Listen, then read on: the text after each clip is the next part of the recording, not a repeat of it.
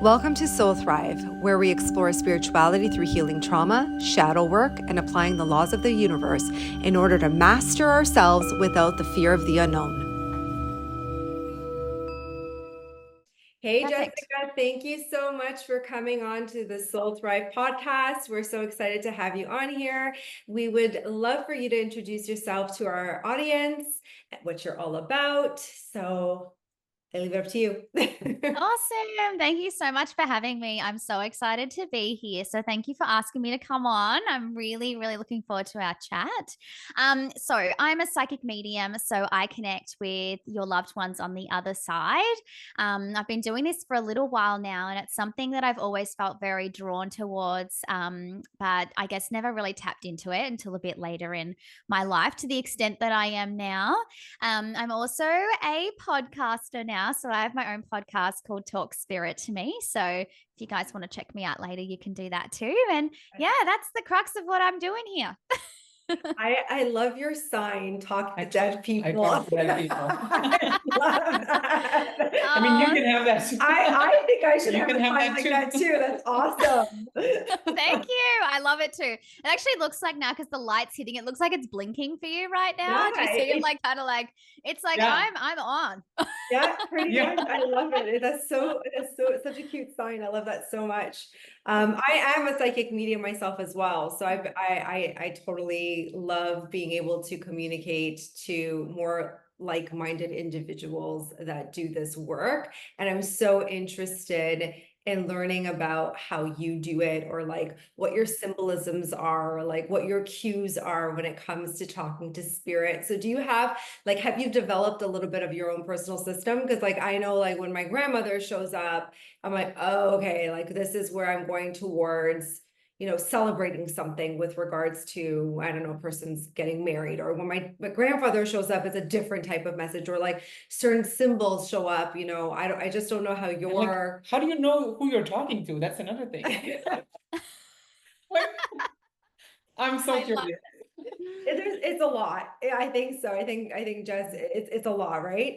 Yeah, it is. And the thing is, too, sometimes things can mean different things. So if you have one symbol, it can mean either this or that. And I've found that I'm still trying to build my symbology base. I think we'll always forever be Yeah. building on symbology. And it's like this never ending sort of cycle, I guess. But I kind of like that. Sometimes I even say to my clients, like, I'm humble as fuck. Like, I don't care. I'll say to people, oh my God, I've never had that symbol before. I'm like, thank you so much for letting me explore that with you, because I didn't quite understand what that was. And Yes. then they're like, oh, no, that's fine. Like, I am amazed every single day by what I do and the symbols I get and the knowledge that I'm learning from spirit. Like, it's truly incredible and unlike anything that we could ever imagine unless you're in it. So yeah, I'm with you. I have certain symbols for certain things. And every day I'm like, oh, show me something else. I'm like, what's something else? I'm just had this thirst for knowledge and for just knowing more and growing the type of medium that I am. So yeah, definitely have symbols and love it. I love that. So how long have you been doing it now for? Probably about 5 years, like 5 years. professionally, but a Yeah. bit part-time, and then full-time over the last like 18 months or so. But Yeah, yeah, I was isn't in it my crazy? 30s when I started. Yeah, that's great though. That's like great, because like once you finally get into it, there's no turning back. Oh, It's like you're yes. all in. Spirit's like, Mm. okay, you're ready, let's go. Yes, I know. I felt like that too. It's like it's now or never kind of thing. You got to get Yeah. into this. You got to start doing it because you have a purpose. You're here to do something that's very different to what I thought I was here to do. And now that I'm in it, I'm like, okay, I get it now. I get why you waited this long to do this. I wasn't ready before. Yeah.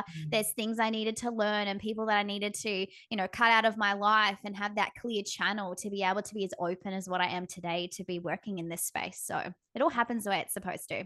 Yeah, I love that. I'm curious. I always ask people who are intuitive when they come on, how and when did you figure out that you had these gifts? Was it something that came up in childhood? Like, how did that come about for you?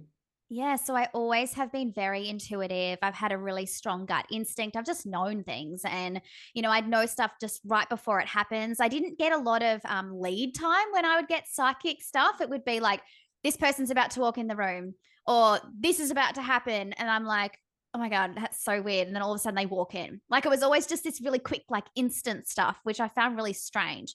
But I was always open to it because I've always been very fascinated with what else is there out here. It can't just be what we're experiencing in this human form. Like surely there's something else. And my family weren't necessarily closed off to the idea of spirituality. So I never had a really strict family who were like that. There's, you don't believe in that or there's nothing else there. They were kind of a little bit like, airy fairy open to it. So it wasn't foreign for me to be thinking this way. But it wasn't until I was around 12 years old that my nana passed away. And that really changed a lot for me because then there was a longing to reconnect with somebody in particular. It wasn't just what else is there out there? And that really changed everything for me. That's when I started to think about this stuff more. As I got into my teenage years, I was doing meditation classes and connecting with people in that space because I just wanted to be able to connect with her myself in some way. And I started to, she was cremated and she has this like wooden ashes box. And I remember I always just used to sit with it and just talk to it. I was like, I feel like I'm just talking to her. And the ashes box is a very sweet, like wooden, it has a very sweet woody smell. And I used to remember sitting there and I would just like kind of put my hand on it and I started to like smell this really intense smell from the wood. I was like, oh my God, I feel like the wood is like filling the room. It's like so weird. I wonder if anyone else can smell this. It's intense. And then I started to associate that smell with her. And I think that because I did, she used that as a symbol to now connect with me even today. So I started smelling it when I'm in the street, when I walk past someone. I'm like, I'm not near anything wooden. This is not a thing. Like, what is happening to me? And I actually, I'm married now, but I was with my wife when I was like 15. So she's been with me all throughout this whole journey. And I remember saying to her, can you smell anything? Like, can you smell this wooden smell? And she's like, oh my God, actually I can. And I was like, oh my God, that's so weird that now like you're smelling what I'm smelling. So I'm not freaking crazy. Like this is actually going on. And that was when I was young. I get that. It's hard to explain to people, right? When you're intuitive or you're psychic and you're picking up scent, smell, like all these different things are hitting you all at once. Sometimes I'll intensely stare at something. I'm like in the zone of just staring at something. It's always like, where did you go? And I'm like, oh, it's sorry. I was like communicating energetically with what was in front of me or what was happening. There's so many different things that occur energetically, but that's amazing that your significant other actually is now so attuned to even that experience. I wish my husband was like that, but he's not. Totally. Well, the thing is, Jade was not like that. She was atheist, believed in nothing. Oh, wow, was like, okay. I had to convert her over time. So now she's more open to it. She's like, I think this shit probably, is weird. Yeah, she's probably experienced quite a fair amount of She stuff. can believe it now, exactly. I think my husband's still like, I don't know what you're doing. Oh, he'll come around. One day. So it's different senses. See, because I'm always wondering, like, even when like we're working together, I'm like, what, when you say, oh, your grandmother's here, and I'm like, what do you mean? Like, what, are you seeing her? Are you hearing her? Sometimes. Are you hearing like different language? Like, I think, Jessica, like, I'm sure sometimes it's all of that. I think it's sometimes like it's just a knowing that someone's in the room. Sometimes it's a clairaudient type of experience where I'm hearing the messages come. Sometimes it feels just like the symbolism of whatever that may look like. Sometimes it's just a memory that's attached to the experience, which is a psychic imprint. There's just so many different forms of how, that's why it's not so black and white. And that's what I love about this work. Because it's so, like you said, Jessica, it's like you're learning these new concepts all day, every day. And I've been doing this now for like, I don't know, 15 years. And it's just like, it feels like every single day, I still get nervous when I'm about to do a reading. Like, right? Do you get that way? So do I. Every time. Like the anxiety of like, am I gonna meet that or whatever? But then when you get in it, you're in it. And so there's so many layers to it. It's hard. I think, I don't know, Jess, maybe Jess it's okay if I call you Jess, right? Yeah, Jess is fine. So we're all going to be best friends now. Yes. Does it feel like for you, sometimes it's hard to explain it to people, like other than just because everyone, I guess, doesn't get it. It's so like, they're like how you're saying. Yeah, I thought you were like seeing my grandma. She's talking to me in Serbian. I don't know. I love that. It is. It's hard to explain. I even say that sometimes in readings. If I get a bit tongue tied, I'm like, oh, I'm like, I wish you could see what I'm seeing right now. Like I've actually said that multiple times because I'm like, sometimes it's hard to describe what exactly is going on, but it is a combination of everything. It's like you could be feeling something and then you get a flash and you see something and then you're hearing things, and it can be very overwhelming when you first start doing this because it all just feels, well, for me, like personally, when I read for someone for the first time when I was just practicing, it was like someone just opened this door and all the floodgates just opened, and it was like I was remembering all these things that I'd forgotten somehow. And it Right. was like this realization of, oh my God, I can't believe I had this all along. But it was like someone had just locked the door and I didn't have access to it until I was ready, or I Right. was sort of like worthy of that, I guess we could say. Worthiness. Yeah. Interesting that Mm, you use that word, worthiness. yeah. Sometimes I do feel like it's one of those things where you can go through so many different situations in your life and struggles, and then Mm, not feel worthy enough to have a gift like this and to mm-hmm. be of service to people. And Yeah. then sometimes it feels jarring too, that it's like, oh, okay, now I can be of service, but Mm-hmm. I don't know if I can gift this, and I don't know if it's going to be good enough. There's just, I can Mm-hmm. totally relate to that at the beginning. It's one of those things, Yeah. but eventually you realize people need you. Yeah. Yeah, definitely. And it's massive with that worthiness piece too. It's like I had to do a lot of really hard things in my life to get me to the point where I feel like this was almost like a reward for me. It was Right. like after everything you've been through and all of the hard decisions you've had to make in your life that not everyone has to make, because of my bravery and my courage and my ability to believe in myself, Yes. this was my reward for all of the hard shit I'd been through. Because they're like, now every single day you get to wake up and sit in high vibrational energy with most of the time people who are like-minded, Yes. who are open. Like you don't have to be in the grind of life anymore and hustling and all that like intense energy. I just get to sit back and show up and do what I love and help people heal and find closure. And like that in itself, to me, it feels like a reward. It feels like a gift. It feels like something that I've earned, I guess. And You people have earned say, it. Yeah. You have yeah, earned it. You people are like, really oh, it's a have. gift and it's given to you. And yes, it is like a gift. It feels like that to me, but I've worked so freaking hard to harness that. And every single time you do a reading, you are putting yourself out there. And like the way that I work too is I've been taught to purely focus on my channeling. I Yeah. don't have cards and tools and also like I don't use any of that because I've really wanted to just focus for myself on what I hear, sense, and feel. Yes. And that in itself is really terrifying. You show up Yeah. with nothing but like, a pen and paper and just pray to God that they show up. And they do every single time. But like you said, every reading you get nervous and it's the energy and the anticipation of what is to come. And to believe in yourself enough to trust every single sign and symbol you get, no matter how crazy it feels to you at the Yes. time, that takes courage. That's Mhm. not easy. Nope, it really isn't. I love that you said that. That is like 110%. I agree with that. It takes a lot of courage to show up and like be like, don't talk. I'm gonna just spew out whatever's coming up. And as Yeah. crazy as it sounds to me, it's gonna make sense to you. Yeah. And And it even Or like my not wife now, said maybe to me, later. or now maybe Yeah. there's that too, or now maybe now it's not what Yeah. you want to hear, but down the road it's gonna make sense to you, right?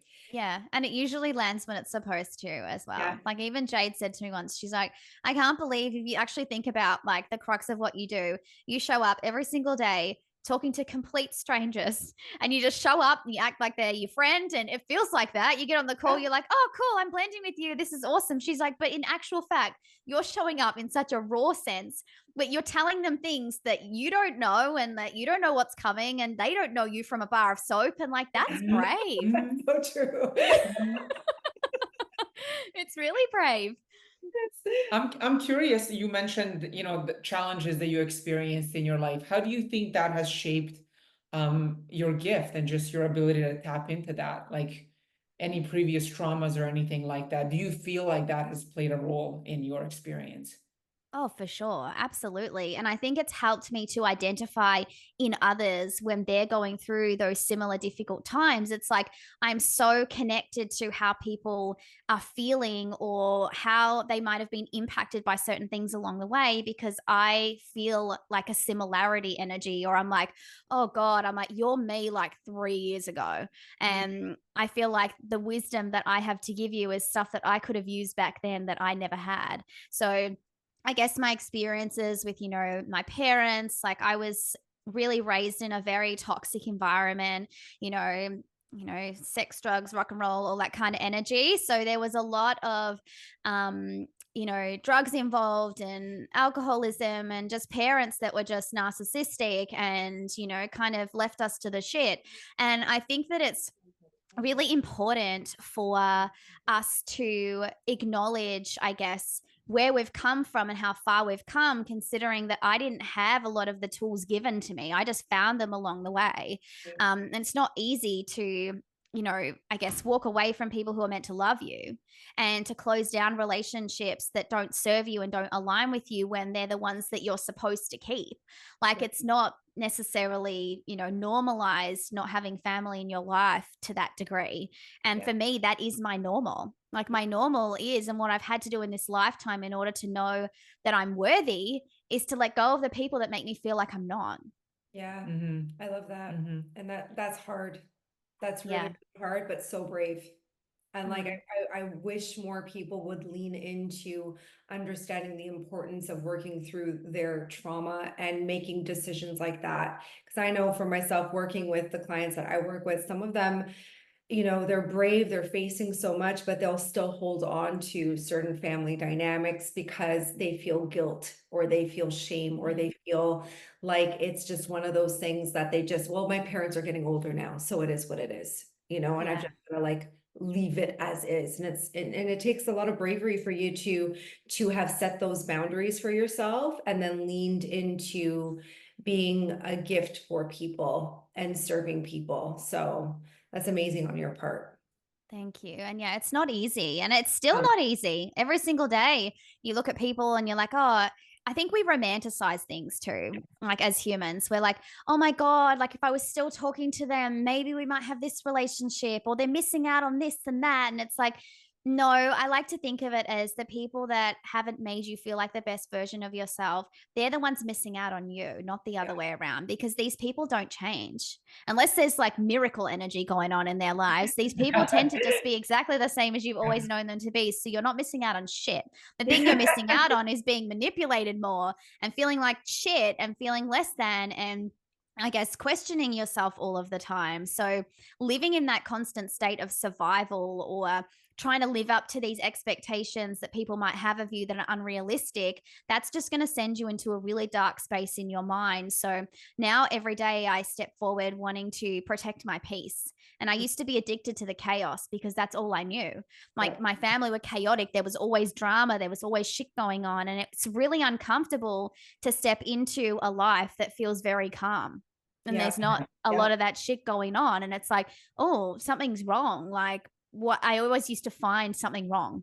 I'd sit there and go, okay, Jess, in your mind, quick, find something that's wrong that you can be anxious about, or find something that you can be upset about. And Jade used to call me out on it, my wife. She's like, why are you looking for things? And I'm like, because there's always something. And she's like, yeah, but it doesn't have to be that way. And we come from very different upbringings. So I've really found someone at a really pivotal time in my life that helped me throughout my whole journey to like make me see things very clearly. Like I think our like union is not a coincidence. I think I had all this shit. It was almost like I was on fire and all this fire was around me. And she was like the light. I was like, oh, thank God I've got like this one thing that obviously the universe is like, you need that. You need something. And Yeah. she's like my anchor. Yeah, I'm really, really anchor. blessed to have that.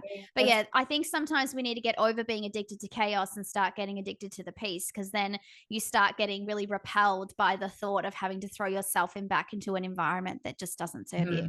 Yeah. And I mean, it also makes sense from like connecting to spirit standpoint, because if you're always in chaos and your nervous system is dysregulated, how are you supposed to even connect with yourself first and foremost, and then like to the other energies? And I wonder, do you feel that all of us are born with some of these? This is also a follow-up for you as well. Question for you and question for you. Do you feel that everyone is born with some of these gifts? It's just that a lot of us choose not to harness it because we stay in these patterns and cycles, or we are dysregulated, or people are like, oh no, that's crazy, like, or we just don't trust ourselves. Yeah. Is there an element of that for everyone to an extent?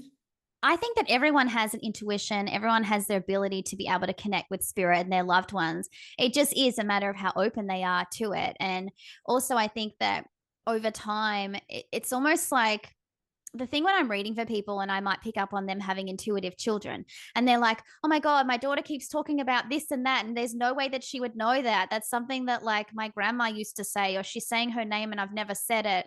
And I'm like, the best thing you can do with kids is to be intrigued by what they have to say. Don't tell them, nope, there's no one there. You're being silly. That's not possible. Like, because that's actually closing their intuition and closing down that side of them that could potentially be a lot more open to spirit. So kids are very intuitive. I feel like all of them are, because they're the closest thing like to the spirit world. They've just been there. So they've come down and they have all this knowledge and they're open. They're not questioning anything.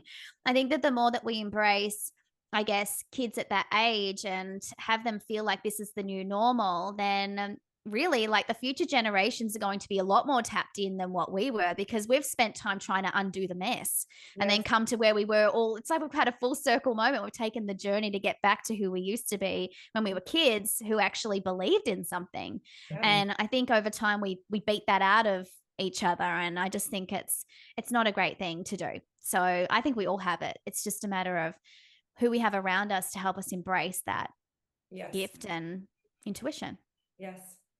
I agree with that. I agree with that. Well, children are just naturally attuned to that vibrational stance anyways. So when you're a kid, from the time you're in your mother's womb until about 8 years old, the veil between this reality and the other realities it's very thin.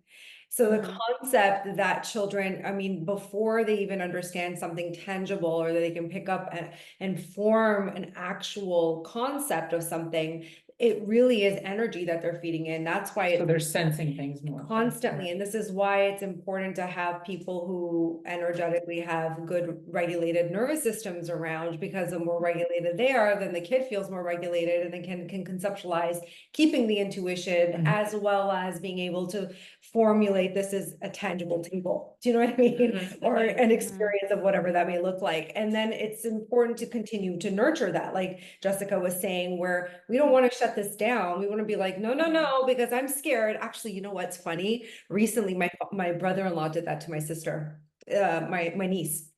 My niece, they were doing house. She's like they were like, she's 3 now. I already know she's intuitive. But my brother-in-law is kind of like, not ready to fully embrace it.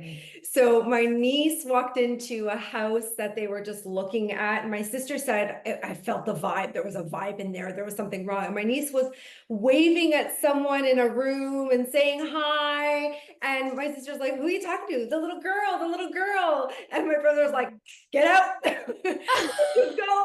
I don't want to be in this, right? Because he got scared, right? And I can see how adults could be scared of it, right? Yeah. So, yeah, I get it. It is. It's scary, the things you can't see, and then people get spooked and stuff. But yeah, I think the more we embrace the kids and just get curious about what they're sensing and feeling, the better off that it is. But you're right. You can't do this work if you're in fight or flight, or you're in that low vibrational energy. That is not going to work for you. So this is why I'm so, I guess, addicted now to peace, because I'm like, I cannot operate the way I need to every single day if I'm throwing myself back into that energy all of the time. It's like it was this cycle of, I'm feeling great, I go there, they dump on me, I feel like shit, it takes me a week to get over that, and then I come back to normal, and then I do it all again. I don't have the time for that. I don't have time for that crap. Like, I've just got to show up every single day on this, like, and it's hard enough with life because we're human. Yeah. Even if we don't have toxic shit going on, you still have stuff that goes on in your life or curveballs that life throws you. It's hard enough trying to get over that stuff, let alone all of that toxic shit. So funny.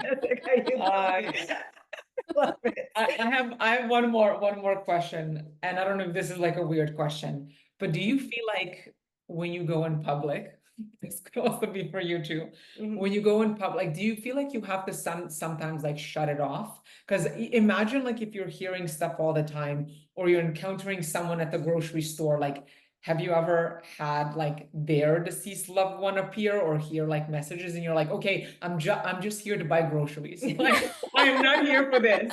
Like, does that happen? Like, do you feel like you have to shut it off, or like how do you navigate? I guess that's like the day-to-day struggles. I'm like the guy at Starbucks the other day, I'm like, are you sensing something? Like it's just funny. I'm like, I'm always so curious, like what's happening. Yeah.